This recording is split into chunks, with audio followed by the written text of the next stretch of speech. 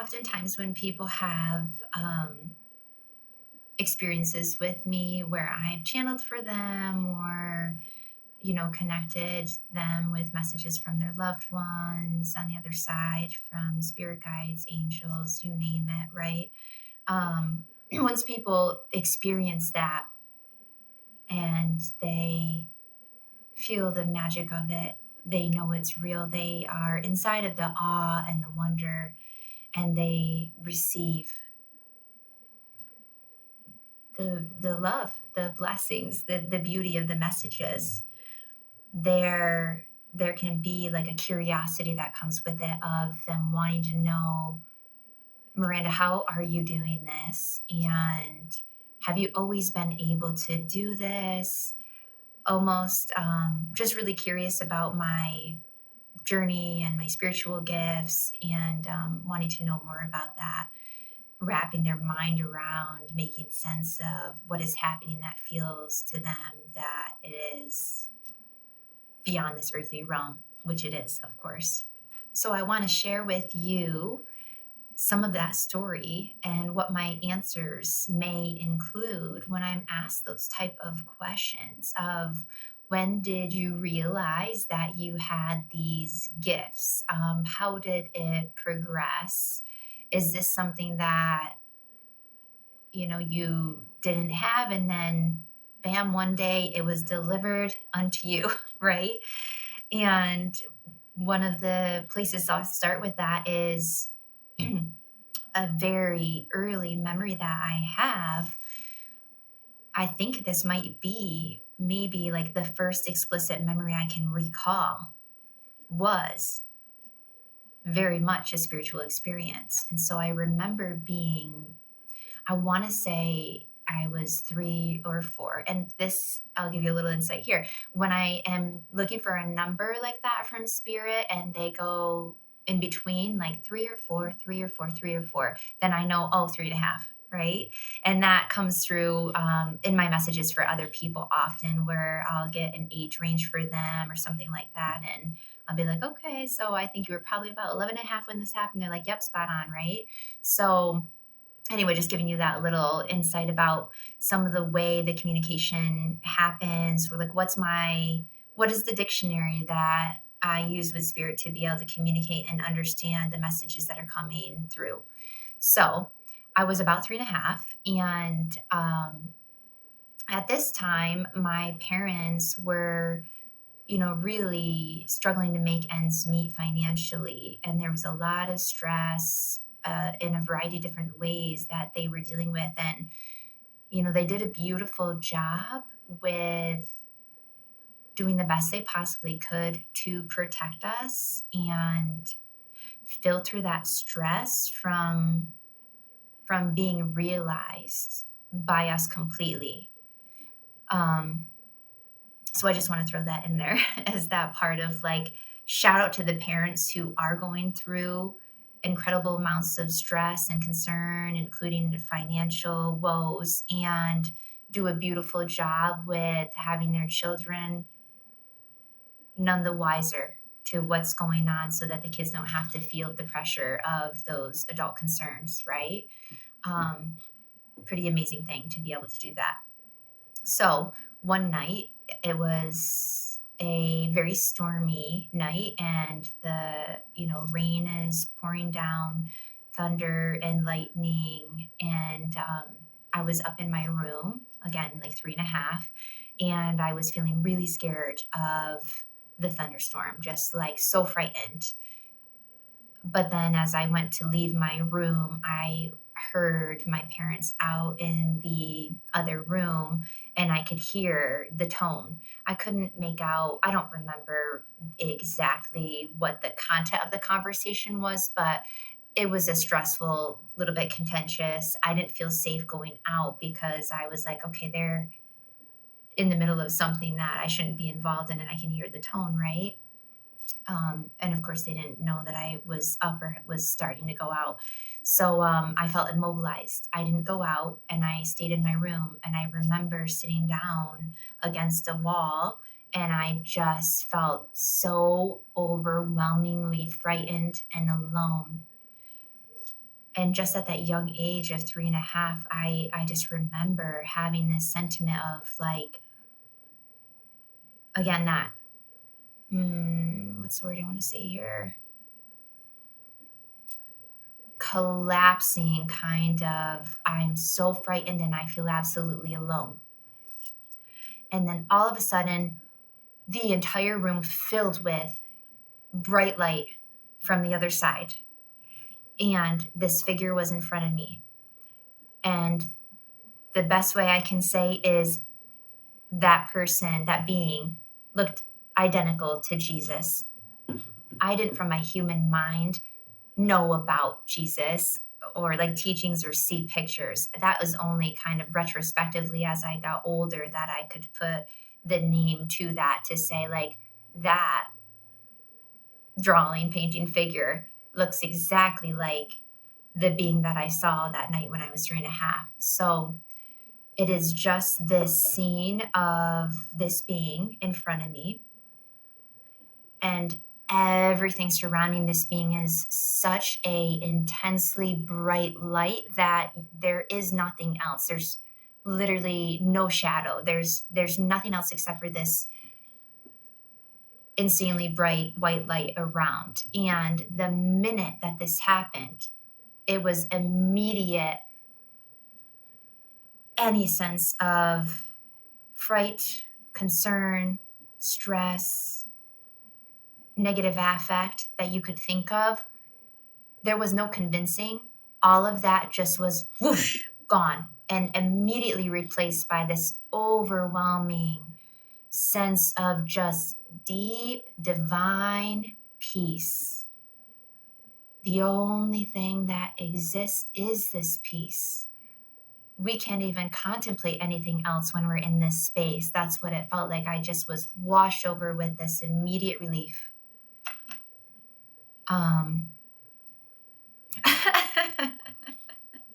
I'm thinking about like a really silly comparison that doesn't do it justice, but I'm just thinking the only remotely close thing I can like give you an example of is, when I was in pain at like 8 centimeters dilated with my son, and then got like a really good epidural, which is not the same thing. That's why I'm feeling about it. Like it doesn't do it justice, but that kind of visual of trying to compare popped in my mind, which is funny because it just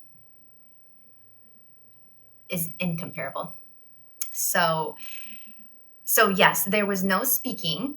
This person in front of me, the Jesus figure, I'll say, did not move the mouth. There were no words. It was really energetic communication. It was the presence did the speaking, and all that was spoken from that presence was, like I said, the immense love and peace and this knowingness of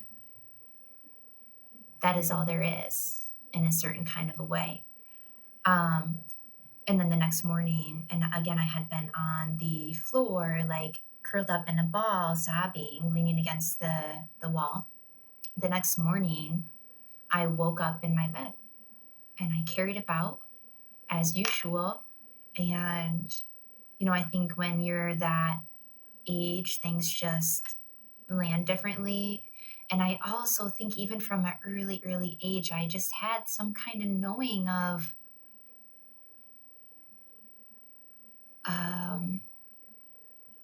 not everyone is going to be able to hold this, understand this.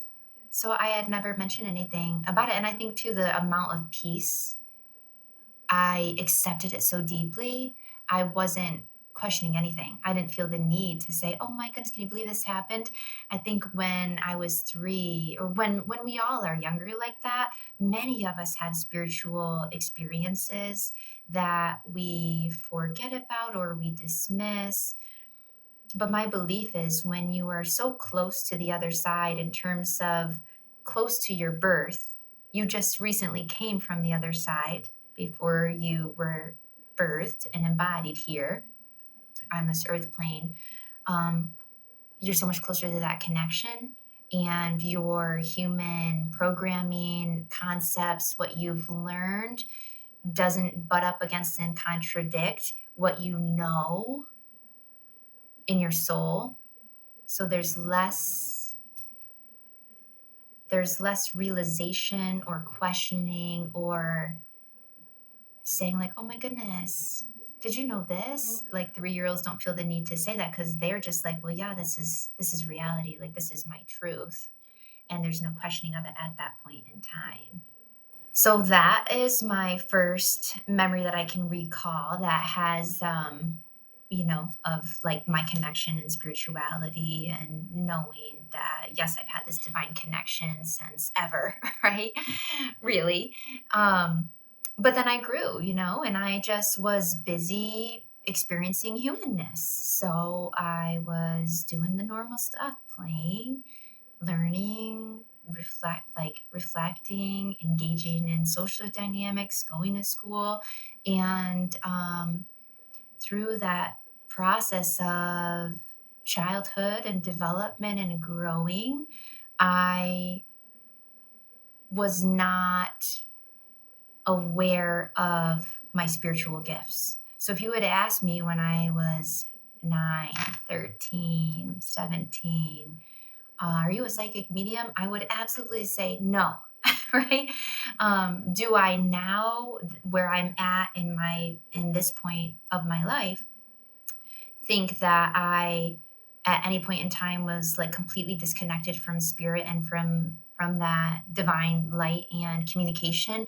No, I always maintain the connection. It just, like a radio dial, when you are tuned, I'm thinking of like probably if younger kids watch this, like any of the teens I work with or something, they're not going to get the analogy as much. But when you have the old AM FM radio, I'm thinking of one that probably was in like my grandpa's work office when I was a little kid. And you do it has like the orange little thing that, where you can tell like what station is tuning into, and you scroll the knob, and then you're trying to like get it just right to get it to come in. I think that is just a beautiful analogy for the tuning into the frequency of spirit, so that you are, what's the level of your connection and your clarity on being in a state of attunement to receive and to foster that connection. Can we tune into it, right? So was I really tuned into it during the rest of my childhood and like growth and develop? No, I wasn't. Did it still come through at a variety of different moments in retrospect that I was like, yep, things were still happening for me 100%. And I'll just share another little example of that. My last memory of being with my grandpa was right around the time I was 10. And this was probably beginning of June, I think, of that year. And I was at my grandpa's house with my dad and brother having dinner. And then we were supposed to go home. And my dad was like, okay, let's go.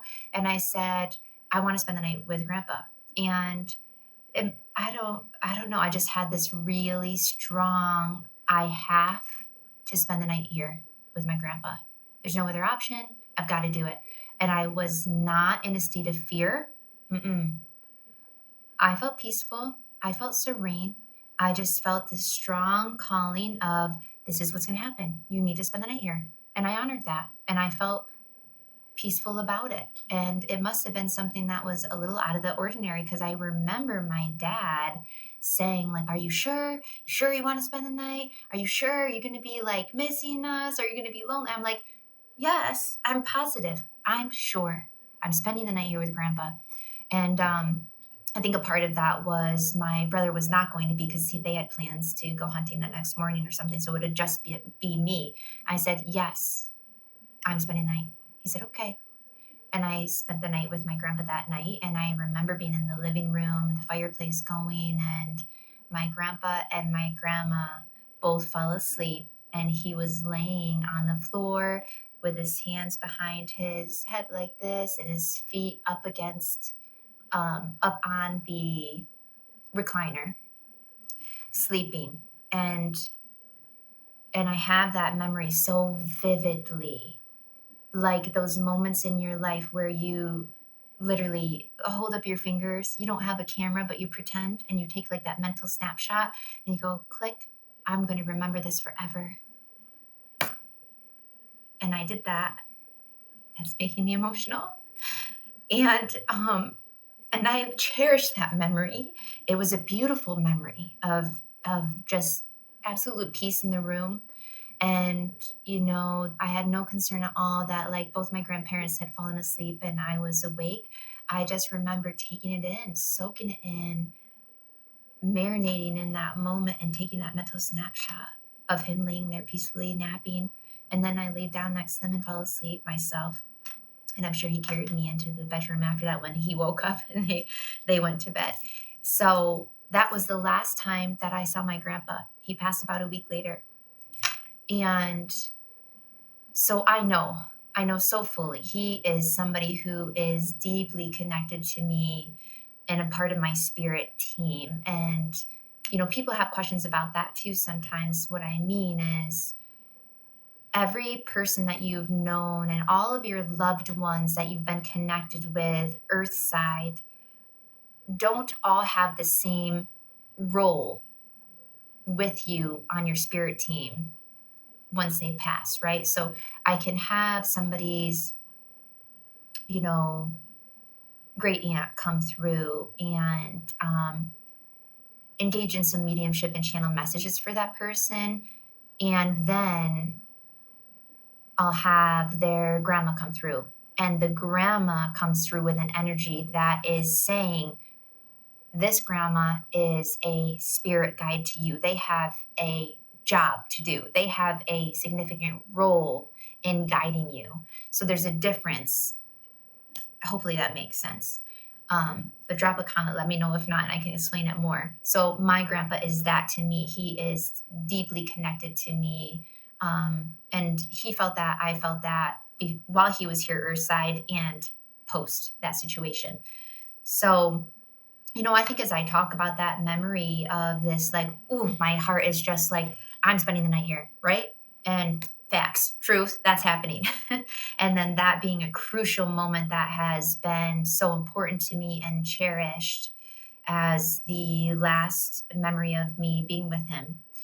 Um, that might trigger some fear or some like icky feelings for people in terms of, I'm scared of psychic work and I don't want to have premonitions about bad things to come. And I tell you what, again, I want to clarify that piece. I don't want to have premonitions of bad things to come that I can't control either. Who would want that? And spirit would never do that to you, right? I have never had that experience. So when I talk about this, yes, that was my last experience with my grandpa, but at the moment, all I had was love and peace and this gift given to me. I didn't know fully at the time, spend the night because your grandpa's going to pass, right? No, of course not. So they gave me enough to keep me in a state of receptivity, peace, love, and to get what I needed out of that moment. That is something that's a beautiful thing. That's a cherished memory for me from that experience. I recorded this first half of this video as I happen to have a cancellation this morning, and now I'm about out of that time. So I'm just going to let you know, and I'm booked for the rest of the day. So I'm just going to let you know that this is going to be a part one, and I'll pick up and I'll record and post a part two to this story that will pick up right where I left off here and continue telling this story of the tuning in and out of the frequency with that radio kind of analogy of, so as I grew, how did this continue to unfold? And then, kind of going in and out of periods of time where I may have more so been unaware or not realized that I had these gifts, because I think there certainly was that. I didn't know. Like I'm thinking when I was, even like 24, 25, if you had asked me, do you think in 10 years you're going to be a psychic medium, you're going to boldly identify that way, share it with people and offer these type of sessions, I would say, what? Are you kidding me? Like I had no sense of that at that time. So I'll share more and walk you through that. And then how did I get to this point? Right. So look out for that part two of this continuation to come.